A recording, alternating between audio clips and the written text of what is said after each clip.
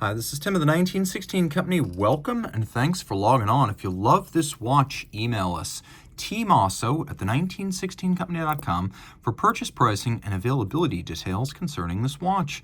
Today we're discussing something unusual. We've got a Omega Seamaster Planet Ocean chronograph with an orange ceramic bezel, a ceramized titanium dial, and an extraordinary full mesh bracelet. You can see this is all Omega, but unconventionally configured. Go ahead and try to find another one like this without ordering it this way specifically.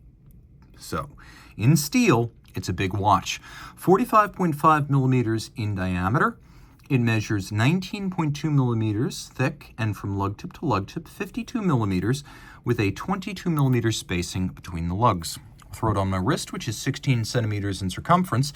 And the nice thing about the straight bar mesh bracelet is that it doesn't have any kind of solid end link to extend the watch across the wrist. I still recommend your wrist be a little bit larger than mine to wear this, let's say 17 centimeters circumference, if my wrist is 16. And as you can see, it's a big old thick thing, so it's not going to fit underneath a tight cuff. But then again, you don't wear a watch like this to make it disappear. My goodness, is the bracelet a pleasure. You can see that it works basically like a strap with little apertures on one side and then a folding clasp on the other. You simply open up this little locking closure, you feed the bracelet strap through, you lock it down, and then you close it all up. And that removes the need for minder loops like you would find on a conventional strap.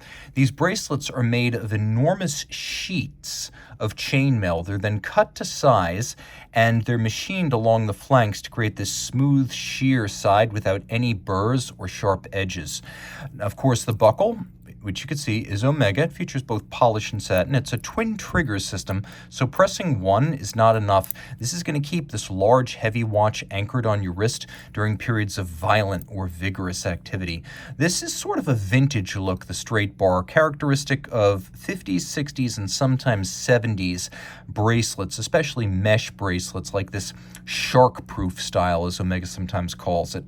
We have satination on the mid-case and then a polished bevel that runs end-to-end, a lyre-style lugs. You know them well from Omega watches, Seamasters and Speedmasters, dating from the early 60s. The inner bevel is satinated. You can see here we have little shoulders that are a lovely orange to match the bezel and the dial details. These are chronograph pushers that look like they might be screw downs, but they're not. These are just little shoulders to brace them against shearing and shock. And we do properly have a screw down crown here with both polished and media blasted surfaces.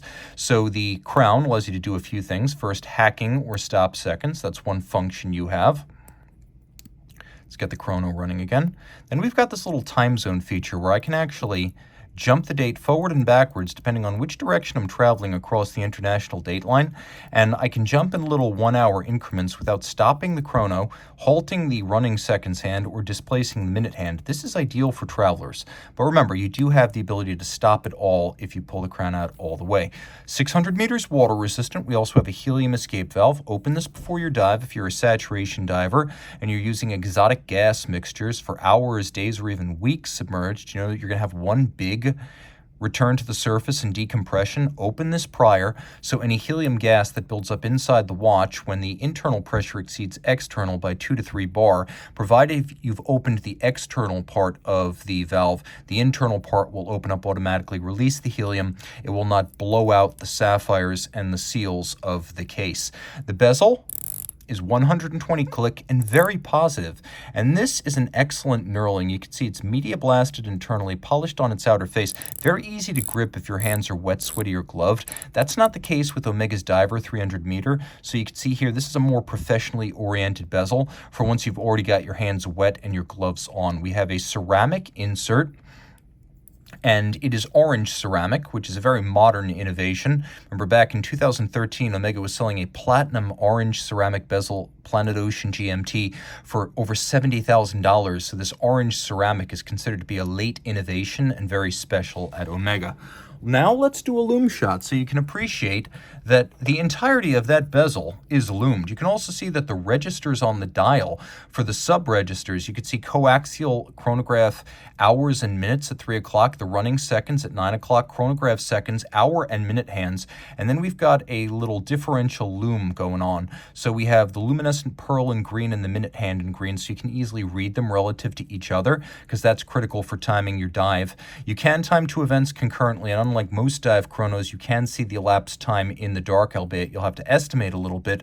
And unlike many dials which feature only a luminescent pearl, here every single minute up to 60 is calibrated. I'll also say bezel feel is a make or break for a dive watch, and the Planet Oceans have always had the best feeling Omega dive bezels.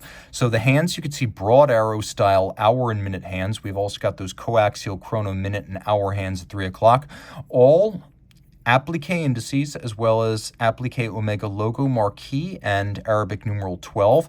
The dial is a sort of matte media blasted ceramized titanium, so it is an actual titanium dial.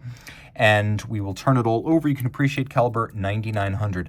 Now, this is the master chronometer version of the original 9300, which is a tri-level coaxial chronograph based on the 8500, which debuted in 2007 on the Hour Vision. So a bidirectional winder. You can see here ceramic bearings for high efficiency and low maintenance, twin barrels, 60 hours of power reserve, 54 pivot joules, and we've got a full balance bridge and a free-sprung balance for shock tolerance. We've got a column wheel, which you can see through a skeletonized bridge, that makes for crisp actuation of the chronograph. The column wheel feels and sounds good. We've also got a vertical clutch engagement, so when you start the chrono, you could see that there's no jump or stagger to that seconds hand, because there's also no additional wear and tear. Unlike a lateral clutch, you can just leave the chrono running full-time if that's what you prefer. Just have a big center seconds hand.